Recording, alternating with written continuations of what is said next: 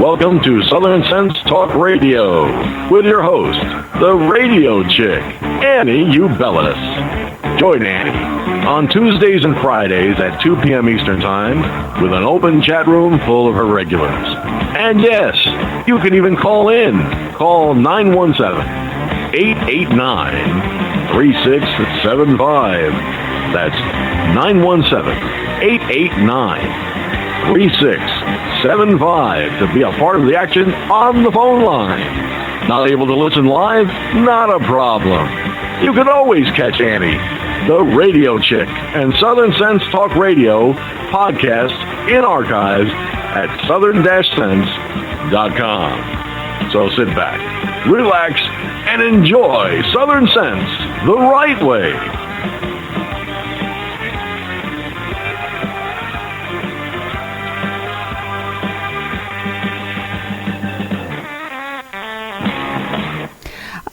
Welcome here. It's Friday and it's Southern Sense. You're here listening on Blog Talk Radio, High Plains Media, SHR Media, Kinetic Hi-Fi, the Fix FM out of Charleston, South Carolina. I'm your hostess with the mostest, the radio chick, Annie, along with my elegant co-host, Curtis C.S. Bennett. Good afternoon, Curtis. How are you? I'm doing fine. I'll do much better when Friday a week from now we get a new president in there. Oh, man, some of the crazy stuff. Yes, some of this crazy stuff that is going on is absolutely outrageous. Oh, man. Today, they're now announcing, this was yesterday, that the Cubans' wet foot policy is no longer in effect. So if they catch any Cubans coming across what they deem illegal, they're going to send them back to be tortured and murdered. You know, nice. Undoing decades of policy with a pen. Yeah, and they say Trump was cozy with Putin. What about Obama and the former legend Castro, you know? It's crazy. It is crazy out there, and we've got one more week left of it. Loretta Lynch announced her report on the Chicago PD, and I caught part of that, and just listening to it, my blood was just boiling. What was the other one that would happen? Appointment of a special prosecutor, investigator, whatever it is, this guy Horowitz, to investigate DOJ. You know, it's putting the fox in charge of the hen house. You know, he's a Clinton butt boy, an Obama butt boy. Really? It's getting crazier and crazier, and we've just got 7 days left, and honestly, my head is ready to explode. Well, I'm going to tell you what I heard. I haven't substantiated it, but I thought I heard that Obama sent a couple of hundred tanks towards the border in Europe to near Russia. So I don't know if he's trying to start a war so he can somehow stay in office or what. But I'm going to check into that. Yeah, I just did a quick Google search. Let's see, breaking. Let's see, that's not what I'm finding right now. Here we go, MSN. It doesn't say MSNBC, MSN. Let's see what this is saying on this one. It's saying, what's the date on this? U.S. deploys tanks to Poland. This was 1 day ago. So, yeah, there are tanks being deployed to Poland. It looks like this is on MSN News. If anyone else has anything out there, just let me know. It's crazy. I don't even know where to start. Well, you know where I will start? Where we normally start. And each and every show is dedicated to a fallen hero. And unfortunately, this one hits really right to the heart of, my heart. Because this gentleman was injured and paralyzed in the line of duty just 3 days before I was sworn in as a New York City police officer. Let's see. I don't have anything over here. All right, I'm just going to start reading this because I don't have any background music set up or anything, so I apologize. It's been quite a hectic few days with me, so I just walked in from the hospital maybe just a couple hours before coming on air, and I got to head back out after this. So my mind is just not quite yet here. So I apologize if I sound a little discombobulated because I really am. As I am trying to find All right. Ew. Just bear with me. I'm sorry. I'm just really that bad. All right, here we go. I found the dedication music. And this show is dedicated to New York City Detective First Grade Stephen McDonald. His end of watch was 30 years after he was shot on January 10th, 2017. And I'm going to read, this is from PIX 11, titled NYPD Sergeant Honors Father, Detective Stephen McDonald. My dad was a real Superman. The son of Detective Stephen McDonald, during his funeral, which is today as we are speaking, was remembered. The iconic NYPD officer was a real-life superhero, dedicated father, and a man of faith who made it his mission to have all of us realize love must win. McDonald was paralyzed from the neck down in 1986 when he was shot in the line of duty. At the time, his wife was pregnant with their son Connor, who was born 6 months later. The older McDonald wasn't expected to survive the shooting, but he did, and became an iconic symbol of courage and faith after forgiving the shooter. I remember these days very, very well. I'm just adding this to the article. My own personal experiences knowing the situation. He was shot by an individual who was out on patrol. Was out on parole. And he wasn't expected to live past 6 months. He survived 30 years. And when the shooter was brought to trial, all of us were clamoring for the death sentence should Stephen McDonald die in the line of duty. And he came forward and he said, no, I forgive him. I don't know if I could have done that. Back then, I know I couldn't have. But the article goes on. When many of us would have let anger destroy our hearts. Oh God, I just said that, didn't I? My father forgave the young man who shot him every single day. He made it his mission to have us all realize love must win, Sergeant Connor McDonald said. Stephen McDonald was able to see Connor follow him into the NYPD, and McDonald proudly watched his son was promoted to detective and later sergeant in 2016. Despite spending the rest of his life in a wheelchair and dependent on a ventilator, Connor said his father kept his faith and conquered life. I never thought this day would come. To me, as to many of you, my dad was a real Superman. Connor said there were lots of tears shed, but much more were hugs shared. No matter what, McDonald remained by his son's side, from taking him to Rangers games when he was a child and cheering him on when Connor went on to play hockey, visiting him weekly at Boston College just to have lunch at Applebee's, and later calling him every day at 5 a.m. to wish him a good morning while he patrolled. My father was always committed to me. He did more than just most able-bodied fathers could ever do with their sons, Connor would remember. McDonald's love and compassion was visible to all who knew him, especially for his wife in the moments after he was shot, Connor said. He knew he had to fight to see her again, and fight he did, Connor said. My parents created the most phenomenal life out of such darkness. It was due to their unmatched, unconditional devotion for each other that I witnessed from the beginning of my life. What a lucky son. Stephen McDonald was not expected to survive. He was not expected to be able to speak. He was not expected to forgive the person who shot him. And ironically, the individual who shot him, 3 days later, was killed by a vehicle. He did not make it 3 days past being released from prison, and yet Stephen McDonald prayed for him and forgave him. What a phenomenal man. What a wonderful love story. Today's show is dedicated to NYPD Detective First Grade Stephen McDonald. It is also dedicated to all the first responders out there who every day don their uniforms, step out there to protect and serve, never knowing if they will make it home. It is also dedicated to the brave men and women who volunteer for our armed services, those that have served from the start of this nation to today, and those who will serve in the future, the brave men and women in our military. We dedicate this song and the show to them as we play Last Call by Dave Bray. God bless them all.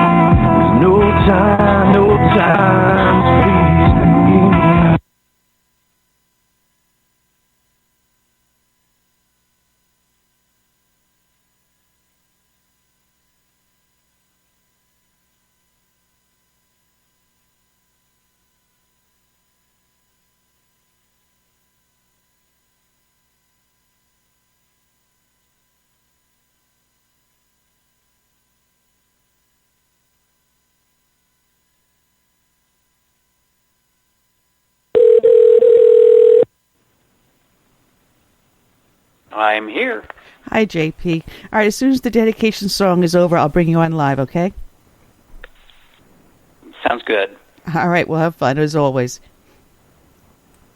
Intend to. Tell her I'm sorry.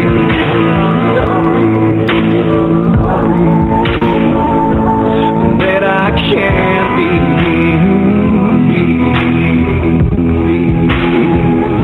the man that she's gonna be.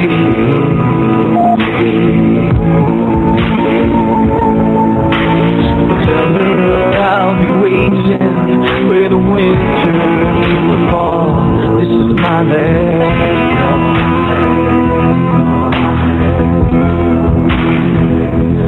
Tell my children that I love them. Oh yeah, that daddy always loved them so.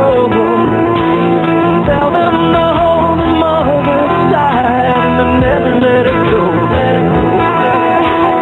Tell them I'll always be watching, looking over them through it all.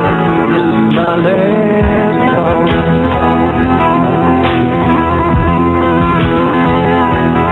Tell them to fight for me.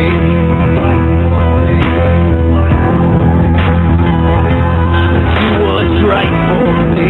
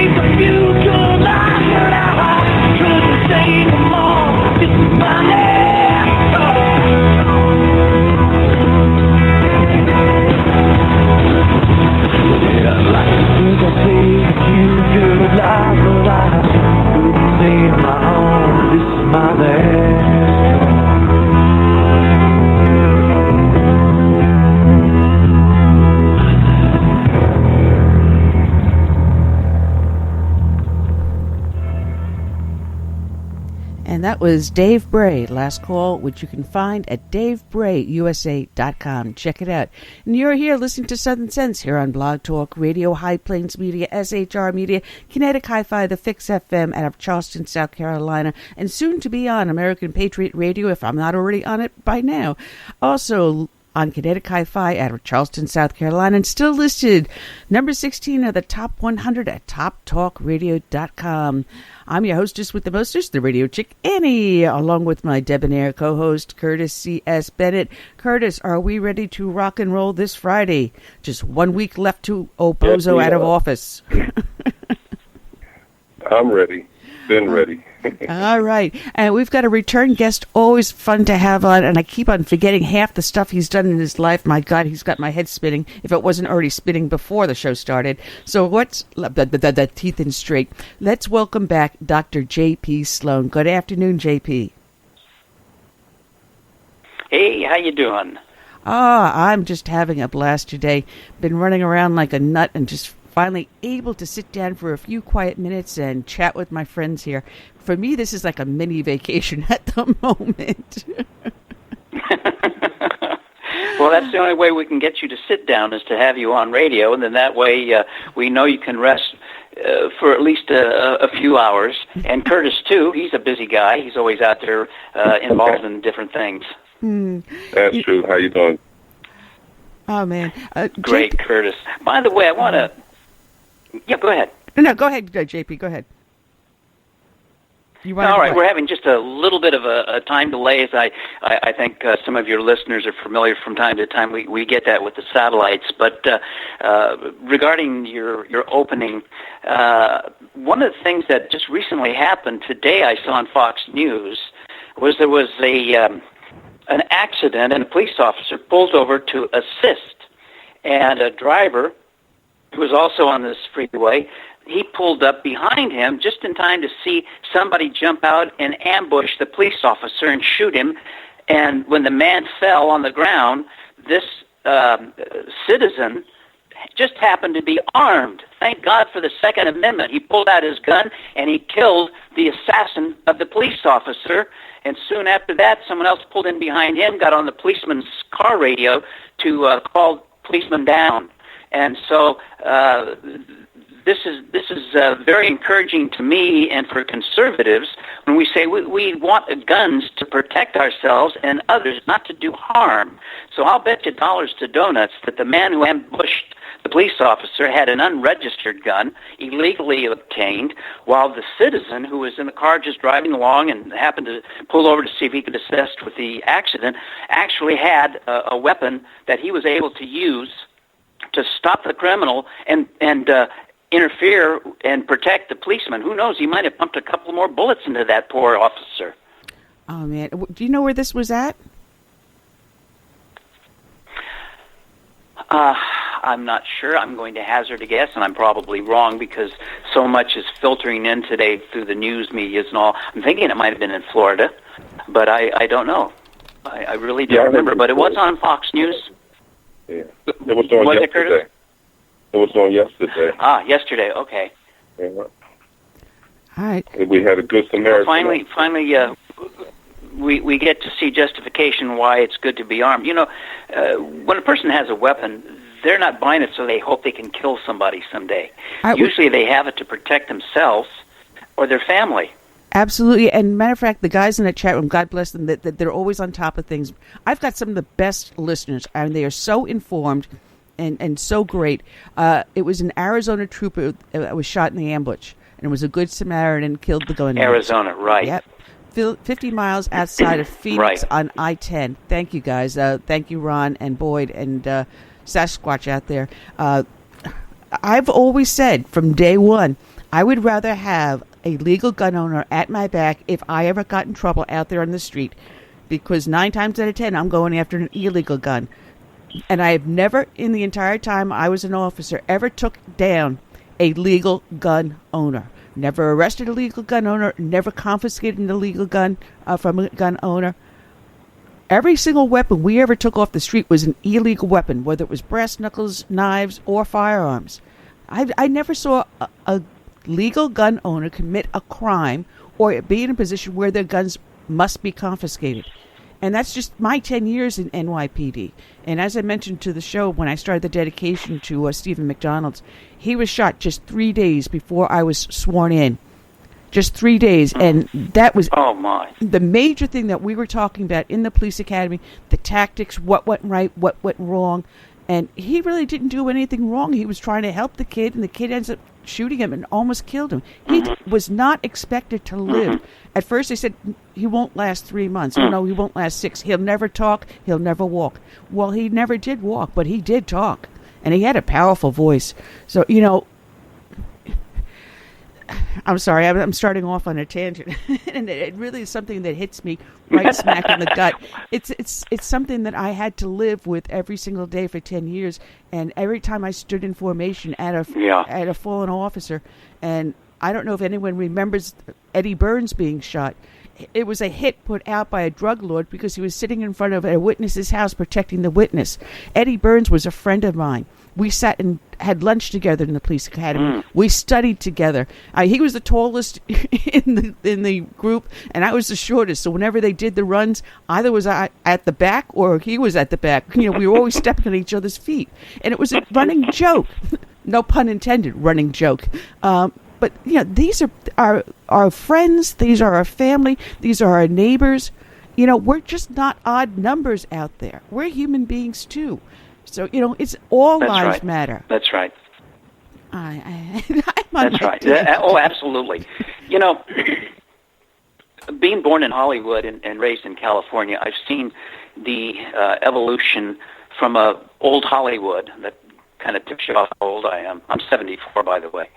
Old Hollywood, when I started in radio and television, I started on radio at 3 because my parents were in radio and my dad pioneered television. So I guess I did too because my folks had their own show and I kind of grew up on that show.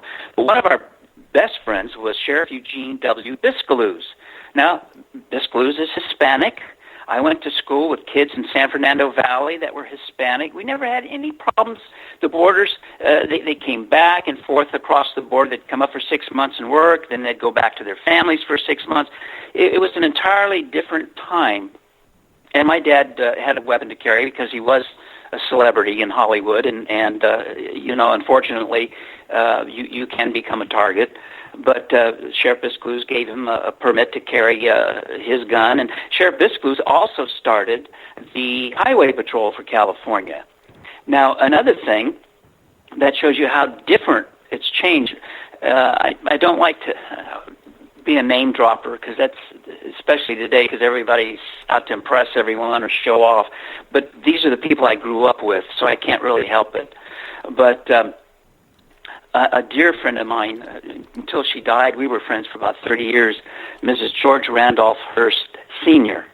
And they had a thing, and I guess it's still going on from the Hearst Corporation, where they would take 2 college students and 2 high school students from each state and bring them to Washington. And Rosalie used to always say to me, you know, JP, in Washington there's not Republicans, there's not Democrats, they're just Americans. And that's how it used to be. Now, my dad was a Republican, but he had a very dear friend named Edmund G. Pat Brown. And Edmund was going to run for governor. And so he called my dad. My dad also had a restaurant besides being on radio and television. My dad knew all the people at the press club. So he'd get on the phone so that Pat Brown could announce he is running for governor. Pat Brown sent his chauffeur-driven limousine to our house to pick up my mother and father to go vote against him. And he used to joke with my dad and say, Jimmy, when are you going to vote for me? And Dad says, well, Pat, when you come up with something good, maybe I will. His son now is the governor of California, and I'm so disappointed in Jerry Brown. The man, he was a monk, studied to be a monk, so there's no excuse for some of the things he's involved in. And you know, socialism, a lot of people say, well, socialism it's great, but it never works. And you know, I can trace socialism all the way back to the Bible. Believe it or not, the early church in Jerusalem were socialist. And it didn't work for them. right off the bat, we have Ananias and Sapphira that sold property and just gave a small amount to the church. And they said, "Is this really what you got sold your land for?" "Oh, yes, this is it." And of course, Ananias fell down dead, and they went out to bury him. And his wife agreed that, "Oh, yes," when she came in a little later. And she said, "Oh yeah, that's what it was." And he was, I think it was Peter, told her, said, "Look, it's not because you're holding back money; it's because you lied to the Holy Spirit." Now that shows that when you sell all things and put it in a pot, which most of the early church did, you can find that in Scripture. It said that they would put all things in common. Now Paul comes along a few years later, and he's going around saying, "Could you send some money back to Jerusalem? They're hurting, and after all, that's where the gospel came from." So right from the beginning, with Christians close to Jesus couldn't even make socialism work, why do these politicians think it's going to work today? I mean, you can quote the Bible and just say something to think about. Yeah, the first cases of socialism, but look at the foundation of our country. The Pilgrims attempted socialism. Yes. It didn't work. And they just, hey, listen, if no, you're going to throw and they everything did in the it pot, in Indiana too. Absolutely. Well, it's human nature. It's human nature. There's no risk and reward, and if you bust your tail and you don't get any more money than the guy sitting under the shade tree drinking a beer, you think, well, what am I knocking myself out for? All things equal, it just doesn't. The theory is good. Sir Thomas More, who was beheaded by King Henry VIII. Henry VIII, and I believe it was 1535. He lost his head, but he wrote a book called Utopia, and it's a wonderful book, and it's all about communism, really, socialism, where all things are equal and everybody, helps, and nobody goes without a job. Everybody gets to work, and everybody has a home and clothing, and it sounds marvelous. It just doesn't work. Well, they fail to take in. I mean, it sounds like it's great words on paper, but they fail to take in human nature. There's always going to be someone jealous. There's always going to be someone who's lazy. There's always going to be one that's more industrious than the others. You have to take in the human frailties. I just want to make one little note because our friend Sue gave me a link. She texted me a link. There was an incident in Florida where a Good Samaritan back in November assisted a police officer by going after the shooter. And now there is this second incident out in Arizona that happened yesterday. So it looks like the public is finally coming to the aid of these men and women out there that are also trying to help and protect them. So the public is saying, hey, listen, it's not just incumbent upon law enforcement to protect us. It's up to ourselves to protect ourselves. So the message is finally getting through. Thank you, guys. Absolutely. Go ahead, Curtis. Curtis, you wanted to ask something. Yeah, I want to mention a few names here. Ernest Borgnine, Jimmy Stewart, Lee Marvin, Glenn Ford. These were patriots. These were people who served the country in time of war. How can you just oppose these guys, these patriots, to what we have in Hollywood today, and to the point where we have, Miss Streep up there, bad-mouthing our president-elect? Good question, Curtis. Well, this brings up my background. I had a guy that I called Uncle, and I would run away, and I would always go to his house. And they'd keep me there for a couple of days, and then his wife would take me and buy me a little jacket or something and bring me back home. This man's name was Audie Murphy, and he was the most decorated hero of World War II. Most people don't know who he is today. At 19, he got the Congressional Medal of Honor, and he was Uncle Audie to me. I had another uncle, Bud Abbott of Abbott and Costello. Bud and Lou, out of their own pocket. Now, understand, this is back the days of Truman, who I don't necessarily dislike. He was a Democrat, but there's a lot could be said. They were different in those days. Let me just put it that way. Still leaning towards socialism, but not to the extent it is today. But the taxes on Uncle Bud was 90 cents out of every dollar he made went to tax, and they left him a dime. He and Lou put, I think, $1 million of their money, which meant that they had to raise $10 million in order to do this, to get a train, a locomotive, because that was kind of the preferred travel back in those days. They did use planes, but train was very comfortable and very kind of romantic in a way. And they got a lot of the stars from Hollywood, and they got in this train, and they went across the country to raise money for the government, for the war effort. And everybody was very patriotic then. As a matter of fact, the Congress of the United States was so appreciative that they struck a silver dollar with the relief on one of Bud Abbott and one on the other of Lou Costello. And when they went bankrupt, my dad was there and released to the news that they were bankrupt. The IRS guy was there, and Bud and Lou said, "Well, you might as well take this," and they threw it down. And the guy from the IRS said, "Well, what is this?" And he says, "Well, it's our last dollar." And the guy looked at it and saw that, it was struck with his relief in it, and said, "Well, I can't take this."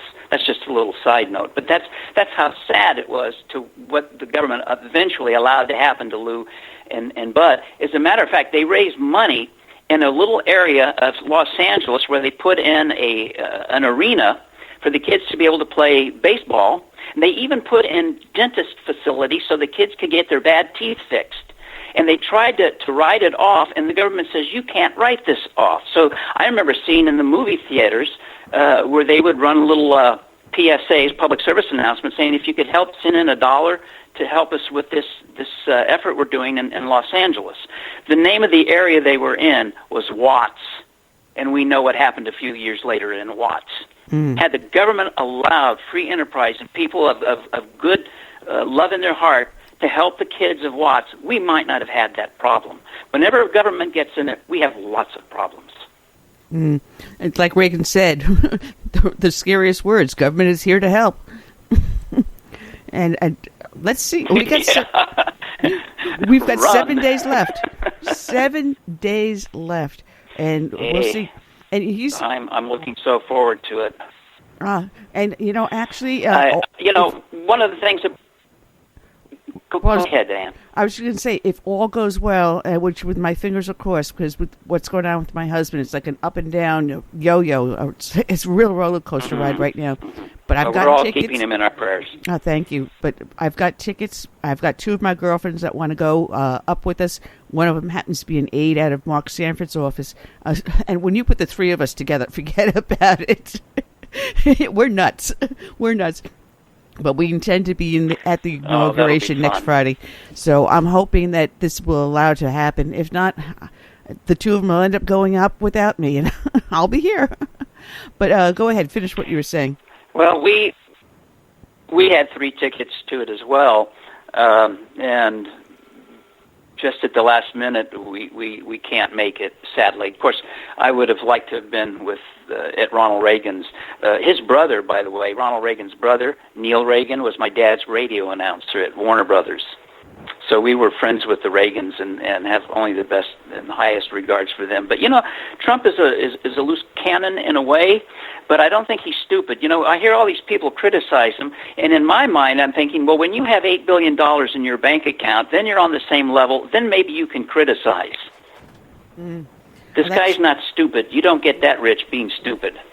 No, that's right. True. Now, I don't know. Do you get World Magazine? Do you know of World Magazine?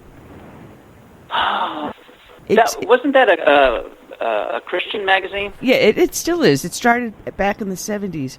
And back in October... I used to. I haven't seen... The reason I paused on it, because I think it's been about 10 or 15 years since I had last subscribed to it. But is there an interesting article I should know about? Well, back in October, they wrote a huge article, and a lot of the magazine was given to reasons why, and this is already when he's already had the nomination, why he should back out of the race for president. And there was article after article written and opinions, and they really blasted Trump. And I had on a guest, and Curtis, you remember, he was a pastor out of Columbia, South Carolina, Mike Gonzalez. He started The Alliance, which is a Christian pastoral and political group that he just started this past year. And he was arguing the Never Trump argument, and he was saying that he could not believe God would send this individual, Trump, to be his messenger. And I said, wait a minute, isn't the Bible full of example after example from the New Testament all the way through the Old Testament through the New Testament of how a sinner was sent to send the message of his, or to act on behalf of the Israelites. I mean, Moses screwed up and he wasn't allowed to enter into Israel. You have David, who sent his brother to die so he could marry his brother's wife. You know, you've had sinner after sinner after sinner sending out the word of God. I mean, you've got the harlot that met Jesus at the water fountain. She gave him a sip of water, and he said, "Go spread my message." He sends the worst woman in the village, the woman who's an outcast, the woman that would have been stoned if she talked to a proper woman in that village, and sent her to spread his message. And she did it successfully. So who is he to say that this is not someone God chose for us at this time? Well, you see, this is why God came down and took upon himself flesh. Now, in every one of my books, I have to address this, and I approach it different ways how it could be. The books on exposing Islam, because Islam constantly attacks the divinity of Christ. I think over 100 times it denies it. I mean, it's kind of like the underlying theme of the Quran is the attack on Christ. He's demoted down to a Islam prophet, second only to Muhammad. I mean, you see, it's just fascinating. So I have to address this all the time, and I come from different angles. But basically, God wanted man to say, you can relate to me, because most of us, if there's a God out there, and we say, yeah, but God, you're like the King of England. You've never even seen a peasant. You've never even had to work. You don't know anything about it. You made us. You wound us up. You left us out here. God wanted it to be, no. I'm coming down here. I'm going to be with you. I'm not even going to have any money. I'm going to walk. I'm not even going to ride. And he picked his people to serve him. Look at Peter. Now, Peter was very kind of loose cannon, like Trump maybe, you know. Mm-hmm. But he became, we believe, the first pope. He did a lot of wonderful things. But, you know, we all grow in our parts. Well, he was a fisherman. Now, I don't know about you, and I don't mean to disparage anybody, but most of the guys that I've known that were hard fishermen or in the Navy didn't have the sweetest language most of the time. They were kind of rough. And Jesus picked these guys. And then he picks a tax collector. Now, most people think, oh, tax collector, IRS, yeah, we don't like him. No. In the days when Christ walked the land, and it wasn't Palestine, by the way, that he walked. It was the Holy Land. It was Judea, Samaria, Galilee, but there was no Palestine until the 2nd century. And I get so upset even with pastors when they say, well, you know, Jesus was a Palestinian. Well, that's a lie they're using right now to get the land away from Israel. No, there was no Palestine until 135 A.D. when Hadrian changed the name. Anyway, getting back to this. So here we have Jesus. He's relating to people on their level, on their terms. Peter, he picks this as one of his disciples. I believe it was Matthew, who's a tax collector. Now, tax collectors in those days, here's how it worked. Rome would give them 2 big husky Roman soldiers. They would go out and Rome says, okay, I'm going to use American terms and American money. I want $100 a head. So the guy would go out and he'd tax the guy, I want $250. I can't, $250. That's not fair. Then the 2 big broly soldiers would come up, and the guy would say, well, all right, here's $250. Oh, no, now it's $300 because you gave me trouble. Oh, you know. Now, maybe a poor guy, he wouldn't hit as hard, but it's whatever he could get over that $100. And when I say he, any tax collector. So they were really hated. Because here the guy comes out, he wants his money, he wants it now, and he's got 2 big burly soldiers with him. And so they were very disliked. Jesus picks one to follow him. And so people are looking at each other. Well, what about the Sanhedrin, all these wonderful people who've studied the Torah and you know, all these, they're godly men, they keep the law. And no, Jesus went on. They even complained to Jesus, you guys don't even wash their hands before they eat. And they pick food on Sunday, or Saturday. Got to shift gears and get back on the right calendar, the Hebrew calendar for Shabbat. But you know, and so what we see here is God came down to say no.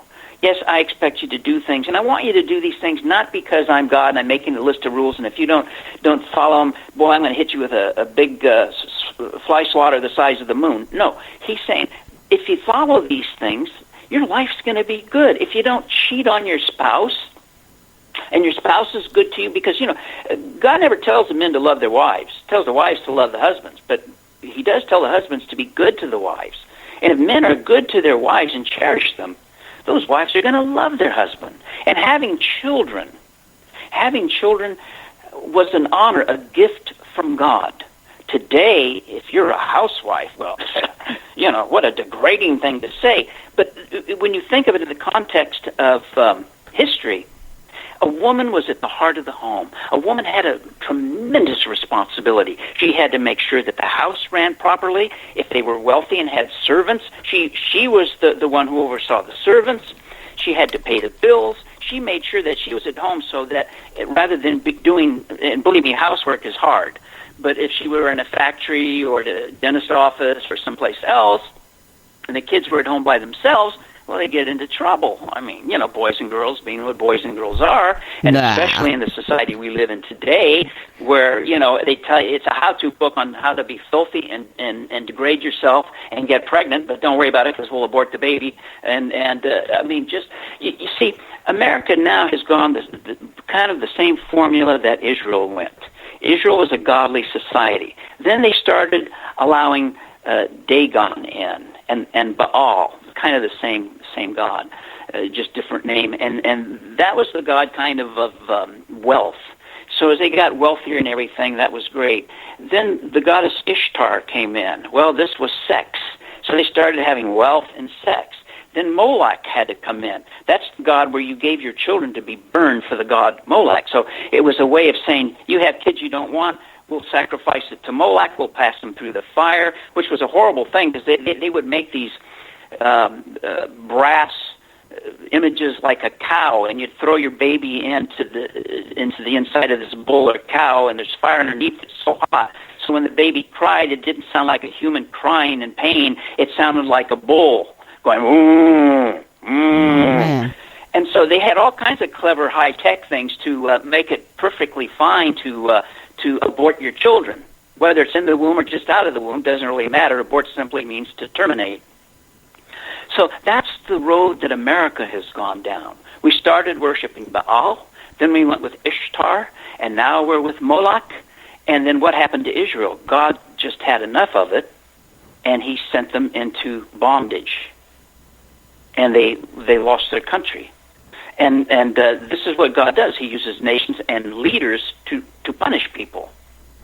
Do you know that since abortion has been allowed in the United States, we have aborted, and this is in my lifetime, almost and around 70 million babies just in the United States? Do you know that when Jesus walked the earth, in his day, the population of the entire planet was around 220 million people? We have aborted 1/3 the population of the world when Jesus walked the earth. Do you think God's ignoring that? Nope, he's not. And unfortunately, I think something like upwards of 75% or more are black children. And where are the Black Lives Matter in this issue? Where are the Black Lives Matter in this issue? You're talking about a massive genocide. Well, it was founded to get rid of the black people. Yes. Margaret Sanger wanted to encourage a lot of loose sex amongst the blacks, and then offer them abortion, thinking that eventually they'll just wipe out the blacks completely. Now, who stands up for Planned Parenthood? The blacks. And it's because they've been deceived. They're not stupid. They've been programmed in our schools. I mean, think about it. The way a nation thinks comes through the schools, the government indoctrination centers. Going back to when I was in 5th grade in Audie Murphy, I had a reader. My parents kept me pretty much in private schools. I was raised in a military academy, but in the 5th grade I went to a public school. And my reader said that the red hordes of Russia would rise and rule the world. This is a California, Los Angeles public school. That the kids loved playing on the little Stalinsky Railway. So let me see, that was 1947. Now, that's just a few years after World War II. And the communists were starting to flex their muscles in the world. And we knew communism was bad. We didn't want them in. That's one of the reasons Ronald Reagan became a Republican and was also the president of the Screen Actors Guild, because of the communist takeover in Hollywood in the movie industry. I remember I was Billy Kettle in the Ma and Pa Kettle movie series for a couple of years, and at Universal Studios, and the the executives would have little sickle and hammers on their lapel pins. So this is nothing new in our country. But there's always been a programming in our public schools. We need to get rid of the Department of Education. We need to return it to the local states and into the local communities where parents, again, the PTO or PTA means something, and the parents and the teachers get together and they scrutinize what is being taught. In Islam, you cannot talk about Jesus or Christianity or even celebrate Christmas. But in New York, an official holiday, 2 official holidays, is the Eids from the Islamic religion. Now, Christmas was passed as a national holiday by Congress and signed into law by the president, but Muslim holidays weren't, but yet they can teach Islam. You can have prayer rooms, all kinds of things going on. I'm not going to go off on this, but I just wanted to touch on it, a little seasoning, a little flavor, to kind of give an overview of what has happened just in my lifetime. Well, there is... Well, you're right. There is hope at the end of the tunnel, because in a later edition of The World, and I read it, and a lot of the articles I say, okay, I'll agree with, and a lot of them I'll say I don't. But what I found... what was really making me happy was that there is a rise in classical education, especially in classical Christian education. And the state of Texas, they say that whatever happens in Texas with education goes nationwide, and it is fastest growing in Texas. And they were afraid that when these classical educations started to move into the public sector, that they would put a break on the classical Christian. But instead they're finding the converse, that as public schools start to embrace classical education, classical Christian education is exploding. So there is hope. There is hope here. Well, that's wonderful, and I want to get to Curtis in just a second, because I know he had something important to share, too. Oh, I always step on him. But one thing that I've noticed... He's such a sweetheart. He is. Anyway, what I've noticed, though, in education is when our country was greatest was around the time of the Founding Fathers. And what did they use as the textbook? The Bible. The Bible. The Bible. And one of the first acts of the Congress was to have Bibles, I think over 100 Bibles printed in England, because they didn't have big presses here at that time, to bring them over for the Northwest Territories so the Indians could learn about Christ. And we have changed so much from that time. What most people don't realize, if you have a creche in front of the city hall, and I think we touched on this the last time, what religion is that little creche, that little city of Tupelo, Mississippi, let's say, not a whole lot of people there. What religion are they forcing the Congress to establish as the official religion of the United States? Congress probably doesn't even know they have one there. It doesn't reach the halls of Congress. This is what the little communities are, and you can have a menorah. You can even put up something if you want for IDS. Or whatever. There's a lot of Buddhist temples in this country, which frankly don't bother me at all. I am concerned when I see a lot of Islamic mosques, because I've read the Quran. I've read many Qurans, many different versions, and done in-depth studies. As a matter of fact, the books I'm working on, I've been writing on for 16 years. That's why it's over 1,000 pages, and I had to break it into 3 volumes. But I have Muslims in my family. I studied with Muslims in the Middle East. There's a lot of nice people. The only problem is when one picks up the Quran, really looks at it, and decides, wait a minute, this is how I'm supposed to be. Now we have what they call radicalizing. But if you just pick it up and you kind of glance over it, like most Christians do with their Bible, or most of our Hebrew friends with their Bible, most people get along great. But you see, most religions are positive and just want the betterment of mankind. The only exception is Islam, which is a socioeconomic, militaristic, legalized theocracy. Exactly. And it's the only religion that's like that. The only religion where you are forced at the edge of a sword to convert to. Go ahead, Curtis. Yeah, I was just going to add to the conversation. When I served in Desert Storm, from 26 years ago. Did I lose Curtis? In Saudi Arabia, So when you were they did not allow us to have Bibles or with a crucifix. Women could not wear Right. T-shirts in that hot sun. They had to dress like a Muslim and be covered all the time. So Islam, to me, is very intolerant, and you can't go over there and try to absolutely. change somebody, convert somebody to Christianity, because that's a death sentence over there. And I have to agree with President-elect Trump. Yeah, we need to look at what part of the world these people are coming in that claim to be Islam. We don't let very many Christian Arabs in, but we really want to bring in hundreds of thousands of Muslim Arabs. That's a little crazy, too. I don't see Christians running around blowing up mosques or cutting the throats of Muslims in the Middle East. I never have seen that.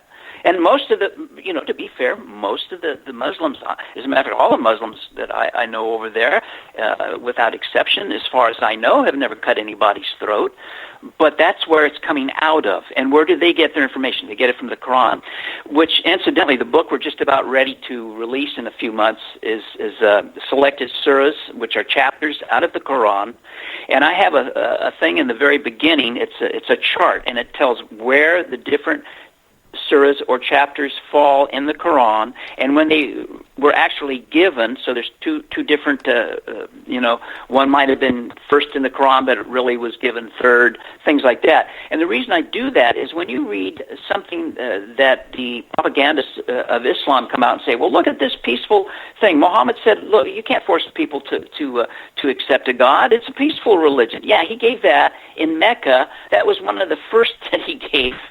And Allah changes regularly in the Quran when something doesn't work out too well, or Muhammad gets into a problem.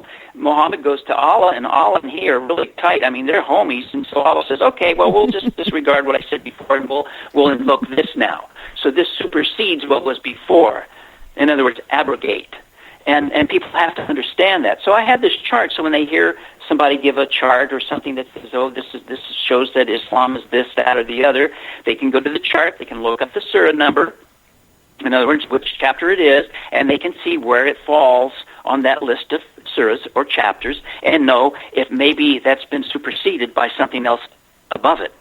And so that's a little thing that we put together for them. Well, I'd love to get a copy of those. It's so hard to understand all this. Yeah, I'd love to get a copy of the book when you do have it come out. We'll get you a copy because I try to make things really simple. Can you hold on just 1 second? This is live radio, folks. This is what happens. But you can check out JP's website, which is his name, jpsloane.com. And if you're listening in on your phone device or smart device, you want to participate in the conversation, please remember to press 1, because I do see a number of callers in my studio. So unless you press 1, I'm going to assume that you're only listening. JP also has another book out, The Evil History of Replacement Theology, which is illustrated also. So those of you that want to look at pretty pictures can pick up that book too. So we'll just wait for JP to get back on. Is there a lot of to what I'm back. Okay.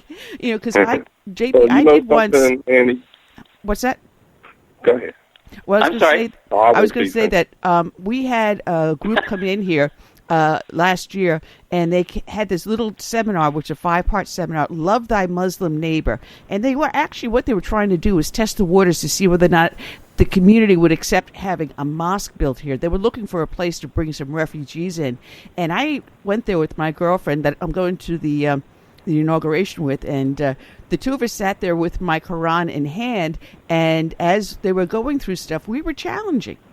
And here I had the Quran, and they were saying, oh, but it says in the Quran that you can take Christians and Jews as friends and this and that. And they left out a key part of the phrase. And I said, hold it, you left out part of the phrase, before Muhammad, meaning that after Muhammad came into existence and formed Islam, no longer is it acceptable to be a Christian or a Jew. At that point now, they either convert or you kill them.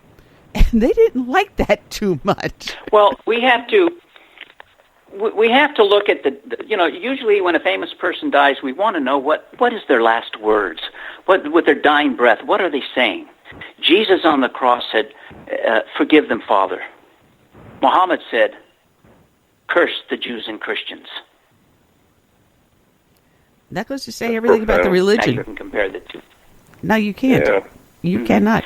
So I don't like putting people's faith down. I've been to many Buddhist temples. They're very peaceful, lovely people. The monks are just precious people. I don't believe that that's giving them any salvation or that they're going to get to heaven through that means. But still, I'm not offended. I'm not threatened. And I can appreciate the historical significance of what they believe in. As a matter of fact, Buddha, the birth of Christ, and this is in my third volume, which will be out, I hope, in a year, the parallel of the birth, the nativity of Christ in the Quran has nothing to do with the birth of Jesus in the Bible except for the names Mary, Miriam, and Jesus, Isa. But it has everything to do with the lineage of the chain of events and the birth of Buddha. Ah, interesting. I never saw a parallel there. Yeah, well, it is, because, first of all, here's what happens. Maya, which can be translated Mary in some language. In India, I think they can call it Mary. So we've got the name Mary. She's about to give birth, so she goes with an entourage to another place in the east to give birth. Her husband is not with her. He's a king. Buddha's father was a king. So but Queen Maya is going. Now, halfway there to where she's going, she has a lot of birth pangs. So she grabs a hold of a bo tree in a grove, and Buddha is born, and he takes 7 steps, and Buddha speaks as this newly born baby and says, I will never be reincarnated again. Mary in the Bible doesn't have a husband, not even mentioned, goes on a trip to the east. She has birth pangs halfway near a grove of palm trees. She gives birth at a palm tree, and she starts complaining, wish that I'd never been born, and Jesus speaks to her, just like Buddha spoke when he was born. The parallel is identical, but it has nothing to do with Jesus the Bible, where Mary and Joseph get to the end, which is Cataluna, which means the end of a journey. It's not Pandokian, which is an inn. And Luke has both the story of the Good Samaritan, where he takes the man to the inn. It's a different Greek word. This probably but I love tradition, so it's not a salvation issue. But he probably got to the family home, and there were a lot of people there, and they said, there's just no room for her. She's about to have a baby. It's going to be uncomfortable, embarrassing. So usually they would build their houses over little hills that might have a cave, and she could go down, be with the animals. It's quiet. It's away from all the family, because there was a tax on the people, and they were doing a counting of heads, so they all had to go back to where their families were from. And so they would all probably wind up, all the families would be in Joseph's father's house. So it'd be much nicer for Mary to go down there where the animals are. The animals give off heat. It's warm. It's cozy. She can give birth. Then after the baby's born, then, a day or two later, she can go back up into the house and be with the family. There weren't hotels in Bethlehem. There are probably a handful of homes there. I've been near Bethlehem, and even today, it's not a megapolis, although it's big now because a lot of Muslims have gone in there, and it used to be 90% Christian, now it's 90% Muslim. But that's what happens when they take over an area, they meaning the Muslims. And that in itself is not necessarily a bad thing. I'm sorry, go ahead. I'm going to give you something to chew on. One of my favorite actors back in the day was an Egyptian, and I believe he was a Muslim, and his name was Omar Sharif. Now, if I was an actor back in those days in a fight scene with him, and he was holding a knife or a gun, I wouldn't think twice about, going through that scene. But in today's climate, if there was a Muslim actor that I, had to do a scene with a knife or a gun, I probably would have, second thoughts or doubts in my mind. Would that make me a bigot or paranoid or what?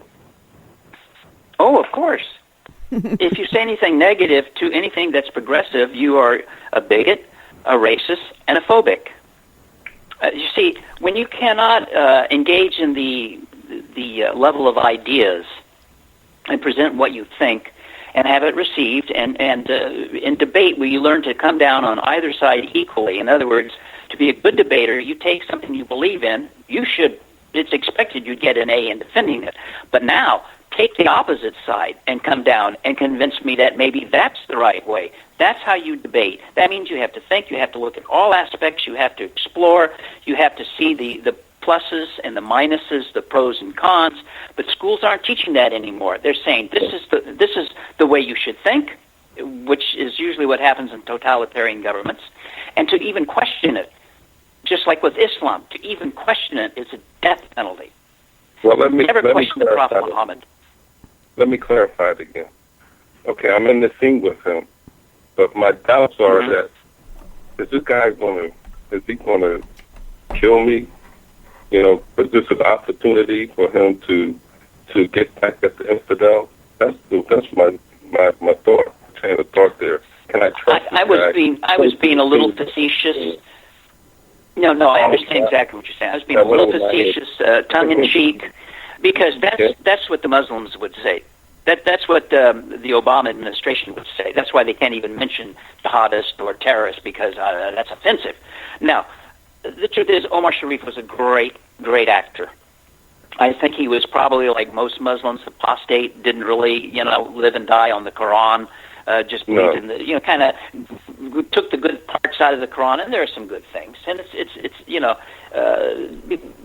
but the problem is, in Islam, you are allowed, and I'm not saying this about Omar Sharif because that was so long ago, but in today's economy, today's thinking, you are allowed. As a matter of fact, the Muslim Brotherhood said when you move into an area, like you were talking about, Annie, with the mosque, you come in and you mix with people, and you don't even carry holy books on you. You don't even wear the beard you should be wearing. You don't talk like we have Christianese. You don't talk Muslimese. You kind of, maybe you might go to a bar and have a beer, and if there's a strip joint, you might go with the guys after a bowling alley and maybe catch one or two shows at the Burlesque. And so they don't know that you're a Muslim. Now, of course, some Muslims that took down the Trade Center, they went out and had prostitutes and everything else because they knew that even though they were breaking Islamic law by dying as a martyr for the cause, they were guaranteed 72 virgins and entrance immediately into heaven. So it's kind of a convoluted religion, but, you have to really kind of, that's why in my books I try to use charts and stuff and bring it down to where the average person can kind of get an idea what's going on without attacking it. I don't like to attack people's faith, because they genuinely and honestly believe in something. I don't want to say, well, you're stupid. No, you're misguided. Maybe there's some things you don't know about what you're buying into, but they're human beings like we are, and I try to do it with love. Wow, it's interesting because what we're finding now is that we're not getting that. You're getting the multiculturalism, where you have this group that the Sharia law must exist over local law.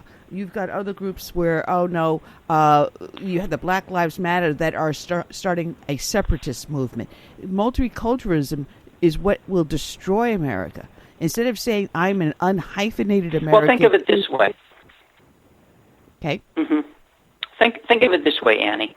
Multiculturalism, they say, is like a salad. It's beautiful. You've got tomatoes and pickles and lettuce and a nice dressing and just maybe some cucumbers, maybe a little bit of chicken chopped up in there, maybe bacon crumbles over it. We used to be a melting pot. You take different irons, and you melt them. They get so hot that they blend. They become something solid, and it'll last for thousands and thousands of years. Yes, will it rust a little bit, but it takes a long time for rust to, rust a block of something that may be 6 tons square. But a salad, within a couple of weeks, it becomes slimy and starts to smell. Oh, that's a very good analogy. I like that. What I try to explain to people is that when you come to any other nation, when you emigrate into another nation, you're adopting the values, the laws, and the mores of those people. So if you go into, say, for example, Saudi Arabia is a good example. You have to follow their laws. You have to behave as another Saudi Arabian does. You cannot bring your culture in there and demand that they accept your culture. And yet here in the United States, we're stupid enough to allow them to say, oh, no, you have to accept our values, even though we're moving into your nation. We don't have to obey your laws. We don't have to accept your moral values, and to hell with your Constitution. It doesn't apply to us. Why? Why are we so stupid? Well, as you know, being from... it's because it's not that we're stupid. It's that we're being indoctrinated by people who know very well what they're doing. It's like people have said that Obama was kind of acting stupid on some things he did. No, he knew what he was doing. It's planned, and it worked exactly the way he wanted it, and he's still doing it right up to the last minute. Now, as I was going to say, you have an Italian heritage. Your people came over from Italy. Part of my family came over from France. I have friends, my wife's family came over from Germany, and one of the first things they did is they say no German, no English, no Spanish or Italian or French spoken in the house. We only speak English now. Yep. Because they want to assimilate. I wish my mother would have spoken more French. I mean, I speak more Italian than I speak French, and my mother's French. Couldn't speak English till she went to school. I speak more French than Italian. The thing That's is, funny. You became an American. It's funny. But it's because I love people. I can knock out a few things on about 12 instruments, and I can sing in about 5 languages. Not a whole lot, just enough to entertain people. That's in my other life. But I like people. I can read Hebrew. I love cultures. I love Muslim architecture. When you go, all of California and Florida is pretty much the Mediterranean Moorish effect. They have nice things. I'm not have no problem giving credit where credit's due. I just have problems with a philosophy that says if you don't agree and we get the numbers, we lie, which is called taqiyya, and it's approved by Allah. You can lie if it protects you and lets you get to a place of power. Now they're starting to infiltrate into government jobs and things of that nature, which they're supposed to do. Once they get power, then it's a whole different thing. It's like a Jekyll and Hyde scenario. Now we have to put in the Sharia law. England is going to put in Sharia law for the Muslims and English law for the Englishmen, which in James 1:8 it says a double-minded man is unstable in all his ways. So you have 2 laws going on. Canada's incorporated some Sharia. You cannot... See, Sharia governs every aspect of a Muslim's life, from how you conduct your toilet habits, brushing teeth, marriage, beating your wife, all these different things. All of this is under Sharia. And that's why it's not like, Christianity, Judaism, we have the 10 Commandments and some kosher laws maybe. And again, we're getting back to the laws that the God of the Bible gave, was so that people would have a nicer life. Wouldn't it be nice if you could have a Rolls Royce if you're a guy, or even a woman, let's say, and let's say, Annie, you've got a brand new Rolls Royce convertible. I saw one on TV at Fox yesterday, $300,000 and some thousand. And you could have your husband sit out there, and the keys are in the car, and some little chickie poo's not going to come by and take your husband in your car and drive off, and you never see either one of them again. That's why God says you don't covet your neighbor's wife, meaning also the husband. You don't covet what he has. Be content with what you have. Work hard, and let success be in having a good family, a good relationship with God, a good relationship with your neighbor, and try to love everybody. This isn't meant to make people's lives miserable. It's made to make people's lives happy and rich and rewarding. Well, the funny thing is that people turn around and put down Christianity and Judaism, and there's the rise of anti-Semitism is absolutely phenomenal, but they fail to realize that what we believe in is that God gave us free will. He said, you have a choice. I'm putting this before you, and you have a choice to do what is right and good or decide to do what is bad. And if you do what is bad, then I'm going to punish you for it. But you still have the choice, knowing what the outcomes could or could not be. But in Islam, there is no choice. And even in the Quran, even when you do make the right decision, you have no idea whether or not you are in favor with the Muhammad. I'm going to say Muhammad. With Allah. Thank you very much. I had brain fart there. Whether or not you're in favor with Allah, because even if you follow every single rule and everything else, you can still end up in hell. So you have no choice in Islam. Well, even Muhammad said he wasn't sure that he was going to go to heaven. And that's Muhammad. Exactly. So what would you like to have in your life? The ability to make a free choice, or to have your life ruled every single minute from the before you were born to after you're dead? Oh, wait a minute. That's the government, not IRS, isn't it? And one of the reasons... right? The IRS. Yeah. One of the reasons that we really need to get rid of that. One of the reasons, though, I believe God gave us free choice is... if I had to not trust my daughter or my wife, and I had to hire private detectives to constantly watch to make sure that they weren't doing something I didn't want them to do or cheating on me with my wife, what kind of a relationship would that be? I want to know my wife is true to me because she loves me and because I'm not watching her 24 hours a day. I want to know that my beautiful daughter, Shannon, I can trust her out doing whatever, because she will not do anything to hurt herself or her family. She's a wonderful... I'm so proud of our daughter. But I don't have to spy on her to keep her in line. I trust her. Now, in Islam, it's different. You do have people watching, and you can get into the thing with if you have a harem, you can actually have eunuchs protecting them to make sure they're not, and your daughters always have to be with a brother or a male of close family relationship, and if not, they should be killed. Whoa! I mean, this is not a religion of love, and so. The God of the Bible says, not only do you interact with other people this way, but I don't want to scare you to the point where you're going to love me because you're afraid I'm going to hurt you. I want you to love me because I love you so much. You see, in Christianity, God gave his son for us. In Islam, you give your sons for Allah. It's exactly the opposite of everything we believe. Exact opposite of everything we believe. Exactly. Even though they have used portions of our Bible to explain what is going on, and actually a distorted version. I'm sorry, the Moses of our Bible is not the same Moses that's in the Quran, and the same with Christ. No, nor the Jesus. Right. That's what I was saying, Christ. Well, you see, Annie, this is why in Volume 2 that we'll have out shortly, I actually take, I think, 28 chapters of the Quran. If I took the whole Quran and did a commentary on it, the book would be, 1,000 pages. The total Quran is about the size of the New Testament, but you do commentaries and everything. It gets really big. Then I'd have to charge like $65, $75, maybe $90 for a person to buy it. Who's got that kind of money? I don't.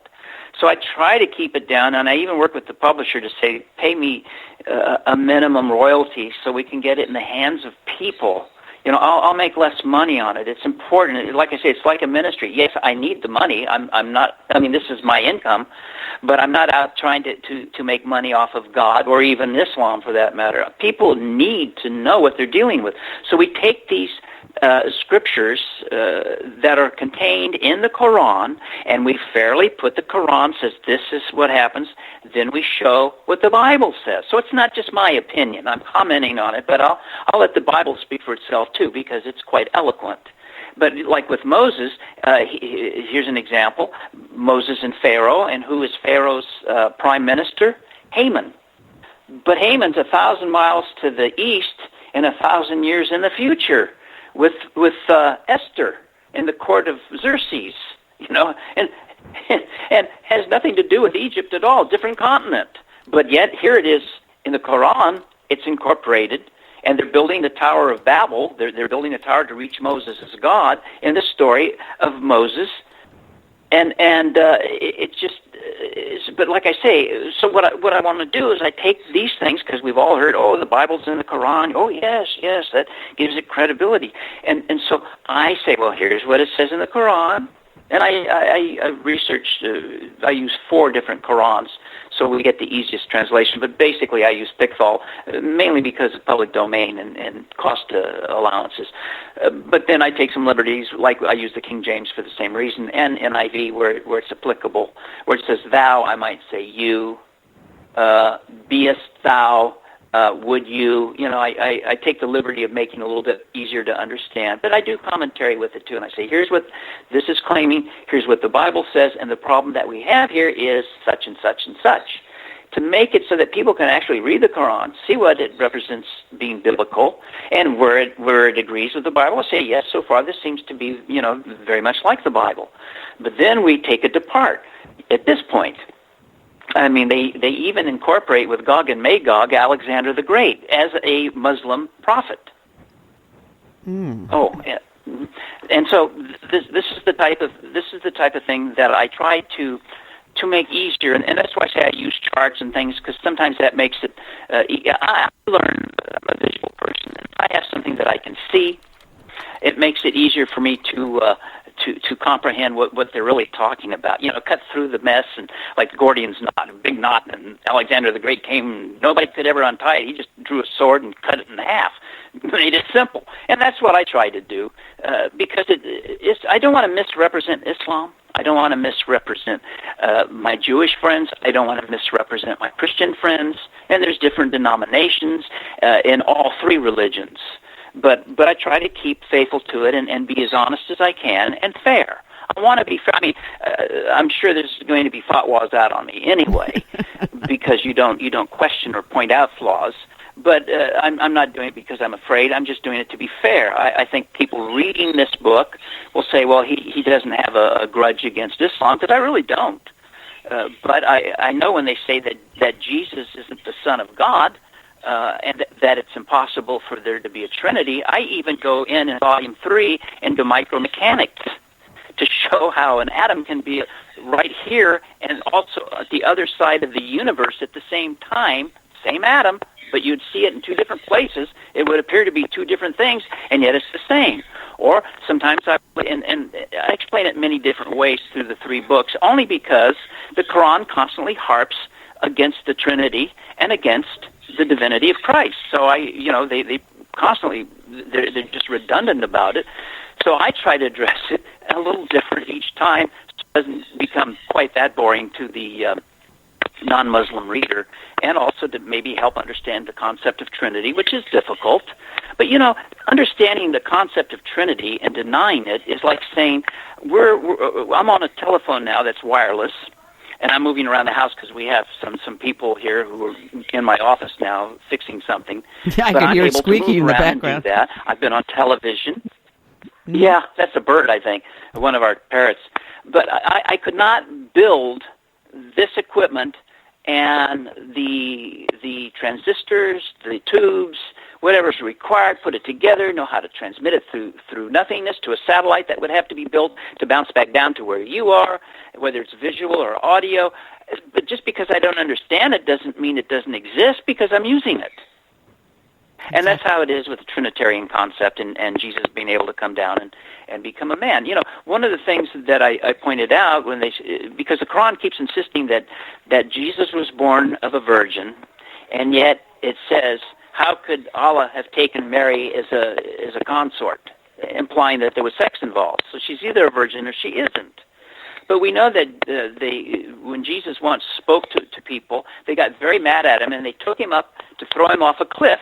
When they got to the top of the cliff, he just passed through them, and they didn't see him leave. He became invisible. Then we know in the upper room, he was the door was locked, and they were feeling really bad.